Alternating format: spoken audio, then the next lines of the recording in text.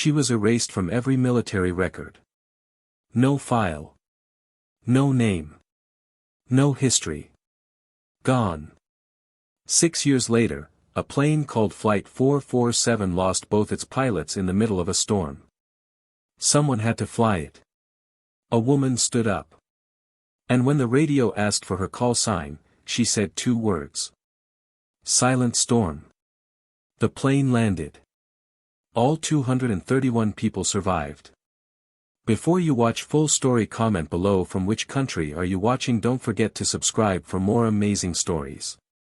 The alarm changed. Not louder. Not softer.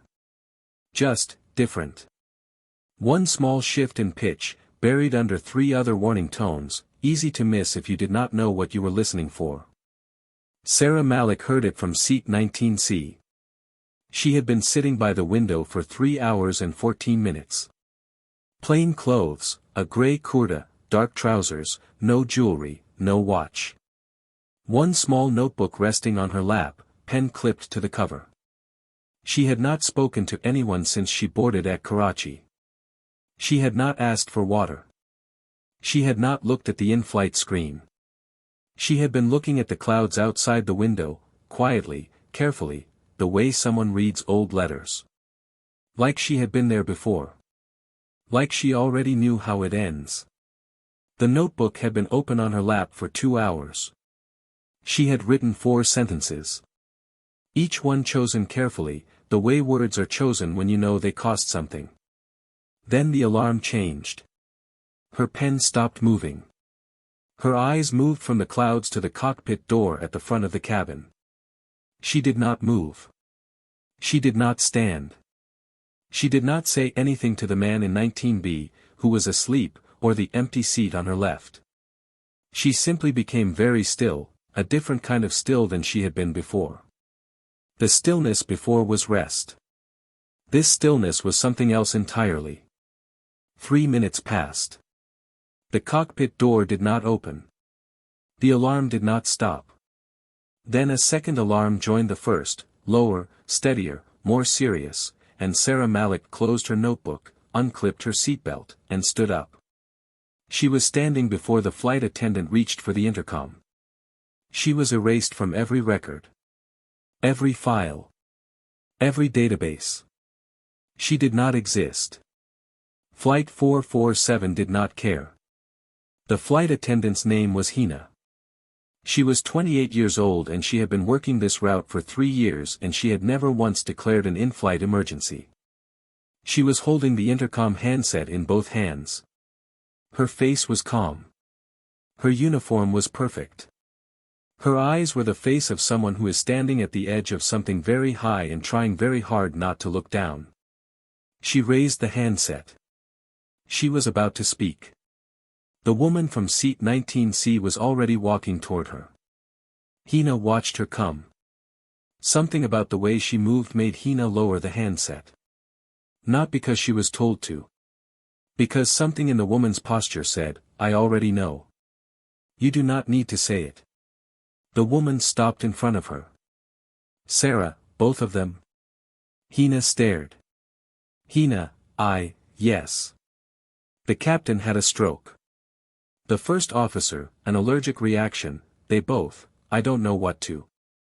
Sarah, how long ago? Hina, 6 minutes. Maybe 7. The woman nodded once. She looked at the cockpit door. She looked back at Hina. Sarah, open it. Hina opened it. The old man in seat 19B was not asleep. He had been pretending. His name was Colonel Tahir, retired, 41 years of service, the kind of retirement that does not really retire the eyes. He was 67 years old and he had been watching the woman in 19C since before the plane left the gate. Not because she was doing anything suspicious. She was doing the opposite of suspicious. She was doing nothing, sitting perfectly still, looking out the window, holding a notebook, not bothering anyone. The problem was the way she was doing nothing. There is a kind of stillness that soldiers have, a stillness that is not rest but readiness, a stillness that is coiled, quiet, loaded, and this woman had it in every inch of her body. He had seen that posture before. In people who had done things that did not exist on paper. He watched her stand up the moment before the flight attendant reached for the intercom. He watched the way she scanned the cabin as she rose, once, left to right, for seconds exactly, taking inventory of every exit, every face, every obstacle between her seat and the front of the plane. He watched her walk down the aisle, not fast, not slow, not hesitating, moving the way people move when they have made a decision and the decision is final. He watched the cockpit door open. He watched her go in. He said nothing to anyone. He straightened slowly in his seat. Some reflexes do not retire. 6 years earlier. A military base whose name does not appear on any map. A room with no windows. One table. One light above it, the kind that buzzes faintly, the kind that makes everything look like a confession. A woman in tactical gear sat across from a commander who had been in the Air Force for 22 years and had given difficult orders before and would give them again but was finding this particular order harder than usual to deliver. He kept his eyes on the briefing folder. He did not look up when he spoke. Commander, Malik.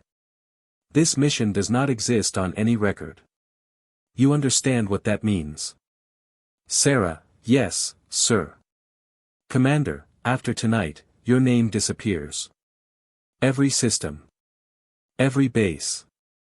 Every database, every file, every clearance record, every flight log. All of it. Gone. You become a civilian. You find a life. You tell nobody. Ever. There is no appeal. There is no reversal. You sign this and you are gone. Are you certain? Sarah looked at the briefing folder on the table. She did not touch it. She had already read it 3 times before this meeting. She knew the number written in red at the top of the 3rd page. 231. Sarah, will it save them? Commander, yes. A pause. Not of doubt. Of something settling. Sarah, then I am certain. She picked up the pen. She signed. The mission happened that night. It never happened, officially. 300 kilometers away, 231 people woke up the next morning and ate breakfast and did not know that someone had quietly removed the thing meant to kill them. Sarah Malik disappeared from every military record before dawn. Her call sign, Silent Storm, because she never announced herself. Missions just got done. Quietly. Completely. Perfectly. Nobody knew she had been there until the sky was clear and the job was finished. You never heard her coming. That was the whole point. 6 months later, a small bookshop opened in Lahore. Narrow space, tall shelves, warm light, the smell of paper and old chai. The woman behind the counter was quiet and careful and very good at finding the right book for the right person. Nobody connected the two things. Nobody was supposed to. Back on flight 447. Sarah sat down in the captain's seat. She did not pause. She did not close her eyes. She did not take a breath and think about the bookshop or the notebook or the 4 careful sentences she had written that afternoon. Her hands found the yoke the way a pilot finds it, without being asked, without being reminded. 6 years. They remembered. She scanned the instrument panel in 7 seconds, altitude, speed, heading, fuel state, engine status, autopilot engagement, hydraulics, weather radar. The storm wall was on the nose, massive, unavoidable, filling the radar like a solid black wall stretching left and right as far as the screen could show. Lightning moved inside the clouds at the edges, slow and deep, like something breathing. Fuel state, 44 minutes. She looked at the captain. Breathing. Unconscious.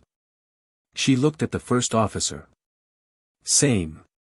She did not spend more than 3 seconds looking at either of them. There was nothing she could do for them right now. There were other things she could do. She picked up the radio. Sarah, Islamabad Center, this is Flight 447. Full crew incapacitation. I have the aircraft. Fuel state 44 minutes. Storm wall on my nose. I need vectors. Now. Silence on the frequency. 2 full seconds of silence, which in ATC terms is a very long time. Cameron, Flight 447, state your identity. Who is this transmission? Sarah, passenger. Military background. That is all you need right now. Cameron, Flight 447, I need a name for our records. I cannot process an emergency without. She cut him off. Not rudely. Just finally. Sarah, you will not find my name in your records. That is not a problem right now. The problem is the storm on my nose and 44 minutes of fuel and 231 people behind me. Can we move? A pause. Shorter this time. Cameron, copy, Flight 447. Turning you left. Heading 255. Descend when ready to flight level 280. Sarah, heading 255. Descending to 280. Copy. Cameron had processed 10,000 emergency calls in 11 years. Nobody had ever told him their name would not be in the records. His hands were shaking. He did not know why yet. The scramble order went out at 11:51 p.m. 2 F-16s lifted from the base at 11:54. Minimum time from order to wheels up. The kind of response that only happens when the situation is serious and everyone in the chain of command knows it. Lead aircraft, Callsign Falcon 1, was flown by Major Daniel Hussein. 34 years old. 11 years in the Air Force. One of the best on the base, quick, steady, the kind of pilot who made hard maneuvers look routine. He climbed through 12,000 feet and checked in on Flight 447's frequency. Daniel, Flight 447, this is Falcon 1. Pakistan Air Force escort. 2 aircraft on your left wing. Copy. Sarah, copy, Falcon 1. Good to have you. Situation is, both flight crew incapacitated. Single pilot, me, passenger. No mechanical failures yet. Fuel state now 41 minutes. Storm wall 12 o'clock, approximately 19 miles. I need a gap or a vector around. Daniel processed this in the professional, compartmentalized way that pilots process information, filing each fact in the right mental folder, running calculations in parallel, responding to the priority items first. Daniel, copy, 447. What is your flight background? Sarah, classified. A pause. Daniel, all of it. Sarah, all of it. He let that sit for a moment. Then, carefully.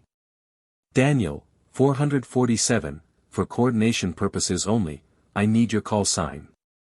Helps me communicate with you faster in the storm. Inside the cockpit, Sarah was steady on the yoke. She did not look at the storm. She had already looked at the storm enough. She knew what it was. She was thinking about the 41 minutes of fuel, the weight of the aircraft, the gap in the storm that she could see on the left edge of the radar, narrow, maybe 16 miles wide, maybe 11 minutes to thread through it before it closed. She thought about the notebook in the bag behind her seat. She thought about the bookshop and the receipts and the 4 careful sentences she had written that afternoon and the life she had chosen 6 years ago and chosen every single day since. She thought about every person sitting behind that door. She exhaled once. Slow. Controlled. Then she pressed the radio button. Sarah, silent storm. In the ATC control center in Islamabad, Cameron was standing at his station. He had been standing since the emergency call came in. He could not sit, which was unusual for him. He had always been the calm one, the one who processed emergencies from a sitting position, feet flat on the floor, voice level. Tonight he was standing. He heard the 2 words come through his headset. His right hand, the one holding his coffee cup, stopped moving. The cup hit the edge of his console. It fell. It shattered on the floor. He did not look at it. His colleague at the adjacent station turned at the sound of breaking ceramic and saw Cameron standing very still, staring at his radio panel, the color gone from his face. "Colleague, Cameron? What happened? Are you all right?" Cameron did not answer right away. When he spoke, his voice was barely working. It came out thin and strange, like a man speaking from very far away. "Cameron, get me the military liaison. Get me the director. Get me anyone in this building with a top-secret clearance. Right now. Right now. Colleague, Cameron, what is going on? Who is that on 447? He did not answer. He was already pressing his radio button, for the first time in 11 years at this station, not quite steady. "Cameron, copy, 447. Callsign received. Stand by for storm routing." He muted his microphone. He looked at the broken cup on the floor. He looked back at his radio. He had a feeling, the kind of feeling that does not have a proper name but sits in the center of your chest and tells you that something much larger than a flight emergency is happening, that tonight was not just a night. That tonight was the kind of night that becomes a story that people tell for a long time after. Daniel Hussein had gone completely still. His co-pilot, a 26-year-old named Asim who had been flying with Daniel for 18 months and had never seen him react this way to anything, noticed the silence and looked across. "Co-pilot Asim, sir, the gap in the storm is closing. We need to coordinate the routing sir." Daniel was not looking at the storm. He was staring at his radio panel. His jaw was tight. His eyes had gone somewhere far away, not far away in the sky, but far away in time. Back 6 years. Back to a different base, a different night, a mission briefing that he had attended as the ground team lead, a woman in tactical gear sitting across from a commander, a signature on a form, and then, nothing. Her name gone from every record by morning. Nobody on the ground team was told where she went. They were told she was gone. That was the word they used. Gone. And you learned, in this work, that gone meant what it meant, and you did not ask questions, and you carried it quietly, and you told yourself that this was what service meant, that people made choices and paid prices and you respected those prices by not digging at them. For 6 years, Daniel Hussein had carried the name Sarah Malik like a stone in his chest. He had never said it to anyone. Daniel, silent storm. Asim, sir. Daniel, she's alive. She's actually, they told us she was gone. They used that word. Gone. And she's been. He stopped. He pressed his eyes shut for 1 second. 1 second of something that was not composure but was working very hard to become composure. Asim, sir, who is that? Who is on that plane? Daniel opened his eyes. He picked up his radio. His voice cracked once, just once, a single fault line in otherwise steady ground, and then went steel. Daniel, silent storm. This is Falcon 1. This is Major Daniel Hussein. I was the ground team lead. 6 years ago. I know what you gave up. I know what they took from you. I know what they did to your records and your name and your career, and I have been carrying that knowledge for 6 years without anywhere to put it.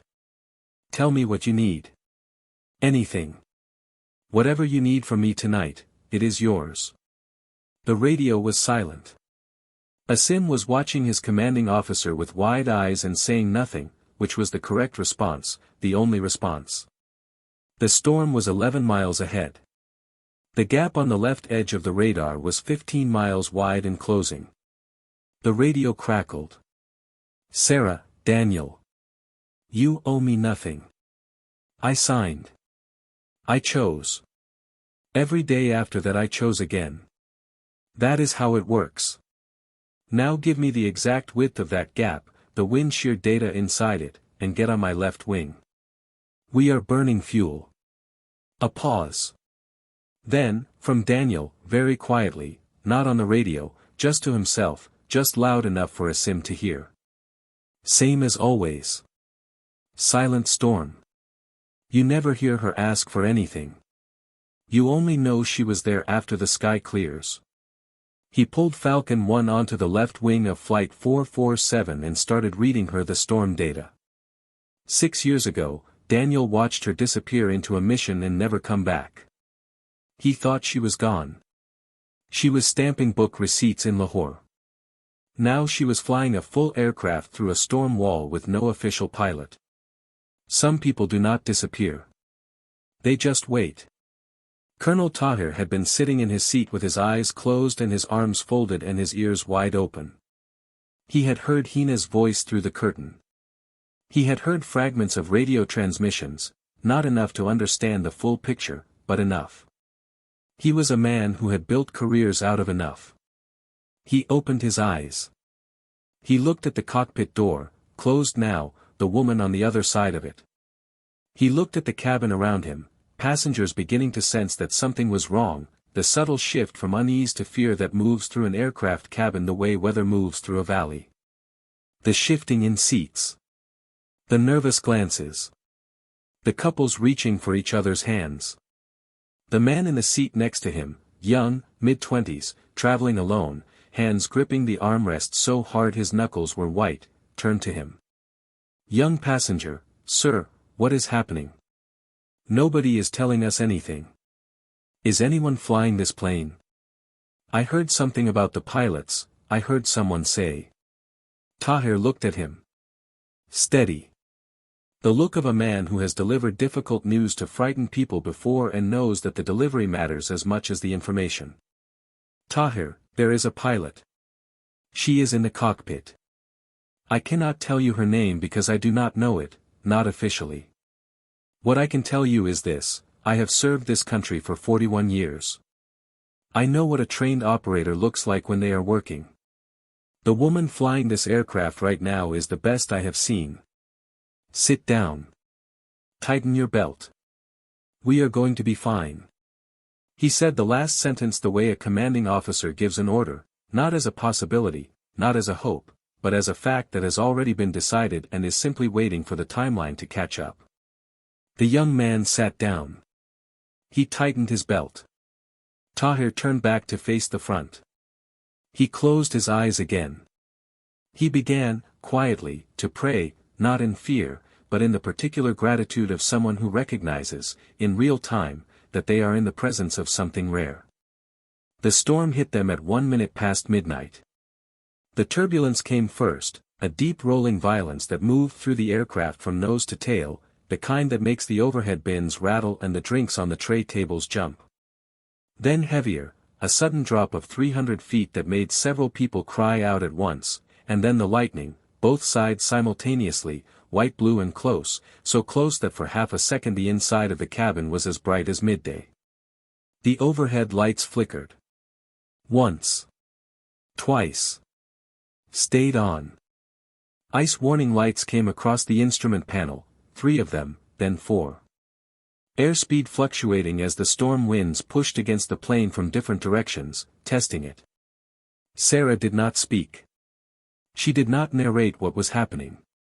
She was working, small, constant corrections, rudder, yoke, throttle, a continuous conversation with the aircraft, adjusting to what the storm was doing before the storm had fully done it. Reading it ahead of itself. Daniel, 447, gap is 15 miles on your 11 o'clock. Wind shear inside is 22 knots, gusting to 30 at the center. You have a clean entry on the left side. 11 minutes before it closes. Sarah, copy. Going left now. She rolled the aircraft left, smooth, controlled, no drama, and aimed for the gap. For 4 minutes, they threaded through it. The storm on the right side of the aircraft was close enough that the lightning was visible through the right side cabin windows, passengers on that side pressing their faces to the glass or turning away from it, depending on their nature. The storm on the left was further, giving them room. The nose of the aircraft was pointed at a corridor of clear air that was slowly narrowing as the two storm cells drifted together. She flew it like a needle through fabric. Precise. Patient. Not fast. There is a particular kind of courage that is not speed or aggression but is simply the refusal to rush when rushing would kill you. They were through the worst of it when the sound came. A deep, heavy thud, felt in the chest more than heard, from the right side of the aircraft. Then a second sound, lower and sustained, that was wrong in the way that sounds in an aircraft are sometimes wrong before you understand what they mean. Then the warning lights. Right engine. Multiple warnings. Surge indicators. Fluctuating RPM, climbing and dropping, the engine fighting, struggling, responding to something it had not been built to handle. Lightning strike. Direct hit. Right engine nacelle. Daniel, 447, right engine, you have a. Sarah, I see it. Shutting it down. Single engine procedure. Daniel, Sarah, that runway, with this crosswind, single engine, at your fuel state. Sarah, is long enough. I have landed on a shorter runway than that, with more crosswind than this, on a heavier aircraft. Stay with me. A pause. Then. Daniel, always. The right engine spooled down. The aircraft yawed right, wanting to turn, wanting to roll, and Sarah corrected it without pausing, without looking startled, with the automatic calm of someone who has run this procedure before and knows exactly what comes next. Hina was walking the aisle. This was all she could do right now, and she knew it, and she was doing it well. Up and back, stopping when someone reached for her, stopping when someone looked close to panic, stopping to check on the older passengers and the ones traveling alone and the 3 children in rows 8, 9, and 11. Passengers grabbed her as she passed. Some with both hands. Some just reaching out to touch her sleeve, needing to make contact with another person who was upright and moving and apparently not afraid. They asked her things. She answered them. Are we going to make it? Yes. What happened to the pilots? They are receiving medical care. Who is flying? A trained pilot. How do you know it will be okay? I know. The last answer surprised her. She did not plan it. It came out on its own, from somewhere that felt more certain than she expected to feel. She thought about why. She thought about the woman walking to the cockpit, not running, not hesitating, walking, the way your feet know a path even after years away. She thought about that face. That certainty. She kept walking. Up and back. Up and back. Steady. The airport appeared below them through a break in the cloud. The runway lights, long straight lines of orange and white, cut through the dark ground like something meant to be found. The approach was clear. The ILS was active. Everything that should be working was working. 400 feet above the runway. Single engine. Left side only. The aircraft heavy on the right, wanting to drift. Crosswind from the west, the storm's last argument, 22 knots, pushing from the left side now that they were below the clouds. Sarah worked the controls without pause. Left hand on the throttle, managing the asymmetric thrust. Right hand on the yoke, reading every shift of crosswind. Feet on the rudder pedals, constant, quiet corrections. These were the same hands that had stamped receipts in a Lahore bookshop that morning, that had made tea at 11, written 4 careful sentences in a notebook. The same hands. They remembered everything. 300 feet. 200 feet. 100 feet. Daniel, Sarah. First time he used her name. On the radio. Out loud. Like it had been held too long and could not be held anymore. A crosswind gust. Sudden. 26 knots, gusting to 31. From the left. The aircraft moved right. Toward the edge of the runway lights. Left rudder. Precise. Immediate. Not desperate, precise. The difference between those two things is everything. The aircraft stopped moving right. Held. 50 feet. 20 feet. The wheels touched the runway. Smooth. Perfectly smooth. Like setting a book gently on a shelf at the end of a long working day, careful, certain, with both hands, without rushing. Single engine reverse thrust. Full brakes. The aircraft decelerating, fast, controlled, the runway passing underneath in long orange lines. Slower. Slower. Stop. On the runway. On the ground. Stopped. Safe. For one full second, the cabin was silent. Absolute silence. Like the whole aircraft had inhaled and not yet released. Then, from somewhere in the back, row 27 or 28, a single person began to clap. Then the person next to them.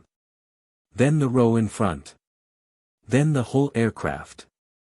Every person on board, in the dark, on a runway in Islamabad, clapping. Some of them crying. Some of them laughing. Some of them doing both at once, the way humans do when something large and frightening resolves into safety and the body does not know which feeling to lead with and releases all of them at the same time. In the cockpit, Sarah sat alone. The applause was muffled through the door, but she could feel it, not hear it, feel it, the way you feel a crowd from a distance. She did not move for a moment. Her hands were still on the controls. She looked at the runway lights ahead, long and straight and orange, perfectly still, going nowhere.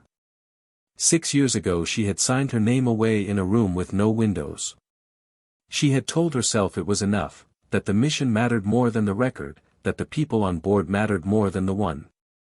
She had believed it. She still believed it. But belief and feeling are not the same thing, and sitting alone in this cockpit, on this runway, in this silence, she felt it. All of it. The weight of what she had given up. The weight of what she had just done. Both at once. She let herself feel it for exactly 10 seconds. That was all she allowed. Then she exhaled, slow, complete, and let it go. The bookshop was still there. The shelves were still crooked. Tomorrow morning she would make tea at 11. That was enough. That had always been enough. She reached back and took her notebook from the bag. She opened it to the last page. She uncapped her pen. She wrote one line, slowly, carefully, the way she wrote everything. She capped the pen. She closed the notebook. She picked up the radio one final time. Sarah, Islamabad Center. Flight 447. On the ground. 231 souls. All safe. You can close the file now. In the control center, Cameron was still standing. He had, at some point in the last 40 minutes, bent down and picked up the pieces of his broken coffee cup from the floor. He was still holding them, 2 large pieces of white ceramic, the way you hold something without realizing you're holding it. He set them on the edge of his console. He pressed his radio button. Cameron, copy, Flight 447. File closed, welcome back. Whoever you are. She put the plane on the runway like she was setting a book on a shelf. 231 people were still breathing. The file was closed. The storm was over. Sarah was the last person off the plane. She waited in her seat while the cabin emptied. She could hear them filing out, the sounds of people who have been through something together and are now moving back into their separate lives, carrying it with them, changed in ways they will not fully understand for days or weeks or years. Murmured conversations. Someone calling a family member, voice breaking on the first word. A child asking a parent something in a small clear voice. The sounds of people who are still here. She picked up her notebook from the cockpit console where she had left it. She checked on the captain and the first officer one more time, the medical team that had boarded immediately after landing was with them, moving efficiently, the kind of professionals who know what they are doing and do not need commentary. She watched them for a moment. Then she walked to the back of the empty aircraft and out the rear door. No crutches. No limp. Just a woman in plain clothes carrying one small notebook, walking down the steps at the back of a plane that had, by any reasonable accounting, no business being on the ground in one piece. The tarmac was full of light, emergency vehicles with their red and blue rotations, ambulances parked at angles, news camera crews standing behind the official barriers, reporters doing live pieces with the aircraft in the background. One of them pointed a camera in her direction as she reached the bottom of the steps. She did not slow down. She walked past all of it. She looked at nobody. She moved the way she had always moved, quietly, without announcement, like someone who has finished a job and is ready to go home. Daniel was at the edge of the tarmac. He had landed 20 minutes before her. He was still in his flight suit, helmet under his left arm. He was standing at attention. Not military attention, not the rigid formal posture of a parade, but the attention of a man who does not know how to stand casually in front of this particular person and has decided not to try. When she reached him, she stopped. She looked at him. He raised his right hand to his forehead. Full military salute. Not because protocol required it. Because he did not know any other way to say what he needed to say. She looked at him for a long moment. She did not return the salute. She had not held that rank for 6 years. Sarah, you were a good ground team that night, Daniel. I never got to tell you that. You executed perfectly. All of you. His jaw was tight. Daniel, we left you. Sarah, you followed orders. So did I. We both did our jobs that night. Daniel, is that enough? She turned and looked at the terminal, at the glass doors where 231 people were filing through, being met by airport staff and medical teams and, in some cases, family members who had driven through the night to be there. She watched them for a moment. Sarah, tonight it is. She walked away.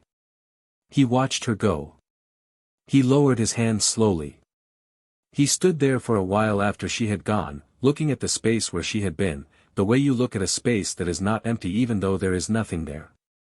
The stone that had been sitting in his chest for 6 years was still there. He had expected it to lift. It did not completely. But it had shifted. That was something. That was more than he had carried yesterday. She had said, you followed orders. She had said, we both did our jobs. She had not forgiven him because there was nothing to forgive, and that, somehow, was harder to hold than guilt, and also lighter. He picked up his helmet. He walked toward the terminal. He would carry it differently now. Colonel Tahir found her near the terminal entrance.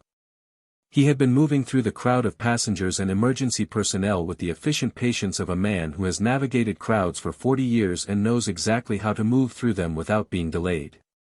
He stepped in front of her and stopped. He did not salute. She was civilian now. He respected that completely. The military does not own every person who has served it. Some of them leave. The leaving is its own kind of service. He stood in front of her and looked at her the way only soldiers look at other soldiers. Tahir, what branch? One corner of her mouth moved, not quite a smile, but the possibility of one. Sarah, classified. He nodded once. The slow, complete nod of a man who expected exactly that answer and finds it entirely correct. Tahir, of course. Carry on, then. He stepped aside. She walked through the door. Hina found her at the taxi stand outside the terminal. She had been looking for 15 minutes. The medical area, the arrivals hall, 2 corridors. She had almost given up. She came through the last set of doors and saw the woman standing quietly at the edge of the taxi queue, notebook in hand, looking at the line of cars with the patience of someone who is in no hurry and has nowhere particular to be. Hina stood in front of her.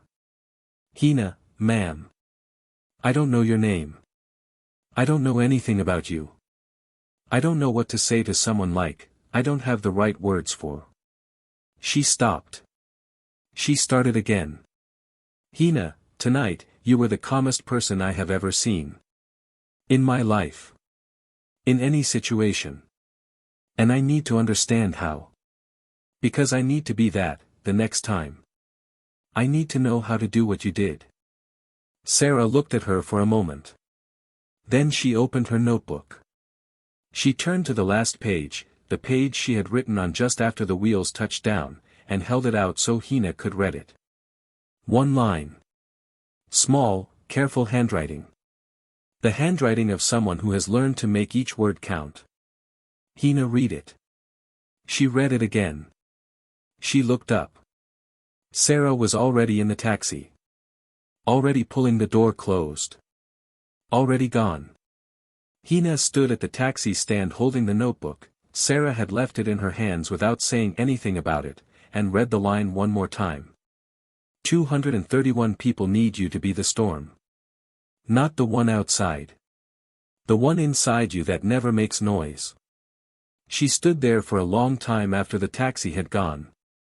Cameron filed his incident report at 2 in the morning. He sat at his desk for 20 minutes before he started typing. He had filed hundreds of incident reports. He had never before needed 20 minutes to decide how to begin one. He typed the fields one by one. Under pilot name, he wrote, unknown. Under call sign, he wrote, silent storm. Under military record number, he wrote, not found. Under notes, he wrote, pilot demonstrated exceptional competency under full crew incapacitation. Identity unverifiable. Call sign not found in any database. He submitted it. His supervisor called him in at 8 in the morning. The report was on the desk between them. Supervisor, this cannot be right. A person cannot just, their name has to be somewhere. Cameron, I know. Supervisor, military records. Flight training records. There has to be a file, a number, a. Cameron, I know. There isn't one. A long silence. Supervisor, file it as written. Cameron, already did. The bookshop in Lahore opened at 9 in the morning. Same as always. The key in the same lock. The sign turned from closed to open.